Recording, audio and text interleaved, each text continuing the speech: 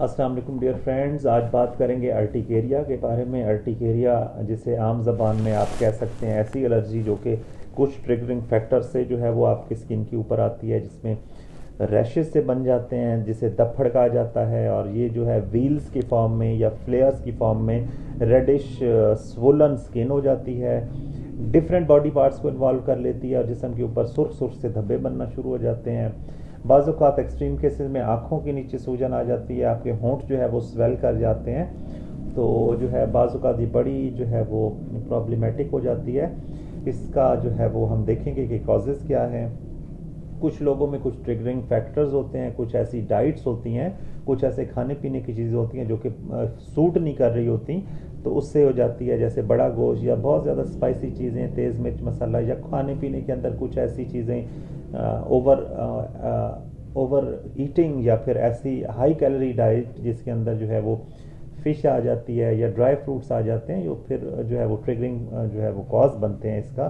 اور وہ پھر باڈی کو جو ہے وہ سویئر قسم کی ایچنگ ہوتی ہے اور پھر وہ پوری باڈی کو انوالو کر لیتی ہے۔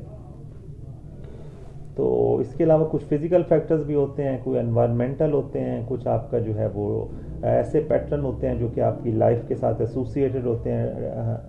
With respect to your work یا یور ورک پلیس، تو بہت سارے ایسے ریزنز ہوتے ہیں۔ تو اس کو ٹریٹ کرنے کے لیے بہت سارے ویز ہیں، بہت سارے علاج ہیں، لیکن آپ کو یہ سمجھنا چاہیے کہ جو ارٹیکیریا ہوتا ہے اس کو ہم سٹیپ بائی سٹیپ کنٹرول کرتے ہیں۔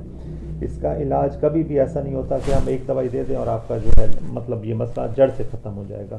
اس کو ہم سٹیپ بائی سٹیپ کنٹرول کرتے ہیں۔ ٹریگرنگ فیکٹرز کو جو ہے وہ اس کی جو انفلیمیشن ہو رہی ہوتی ہے اس کو کم کرنے کے لیے جو دوائیاں دی جاتی ہیں وہ پھر آہستہ آہستہ باڈی سے ان الرجنز کو نکالتی ہیں، اور پھر الٹیمیٹلی آپ کی باڈی سے جو ہے وہ یہ الرجی ختم ہو جاتی ہے۔ تو اس کو جو ہے وہ آپ کو ٹریٹ کرانے کے لیے ڈاکٹر کے پاس جانا چاہیے۔ خارش کی دوائیاں اوور دا کاؤنٹر بھی مل جاتی ہیں، لیکن وہ صرف آپ کو symptomatic for the time being relief تو دے دیں گی، لیکن اس کو آپ کو مسئلے کی جڑ وہیں کھڑی ہوگی اور پھر آپ کو جو ہے وہ دوبارہ یہ پرابلم ہو سکتا ہے۔ کچھ ڈاکٹرز انویسٹیگیٹ کر لیتے ہیں، کچھ اپنا روٹ کاز کو جاننے کے لیے کچھ ٹیسٹ ہوتے ہیں، کچھ بلڈ کے اندر انفیکشنز کو دیکھنے کے لیے ٹیسٹ ہوتے ہیں۔ تو ہم ساری چیزیں کر کے پھر ہم جو ہے وہ اس چیز کی تہہ تک پہنچتے ہیں کہ یہ کیوں ہو رہی ہے، اور اس کی جو ہے پھر علاج اسی حساب سے ہوتا ہے، اور روٹ کاز کو ٹریٹ کر کے جب ہم اس چیز کا علاج کرتے ہیں تو پھر الٹیمیٹلی جو ہے وہ یہ مسئلہ مستقل طور پہ ختم ہو جاتا ہے۔ ڈائٹ کو آپ دیکھنا چاہیے، آپ کو اگر آپ کو کوئی ایسی ڈائٹ فیل ہو رہی ہے جس سے آپ کو کہ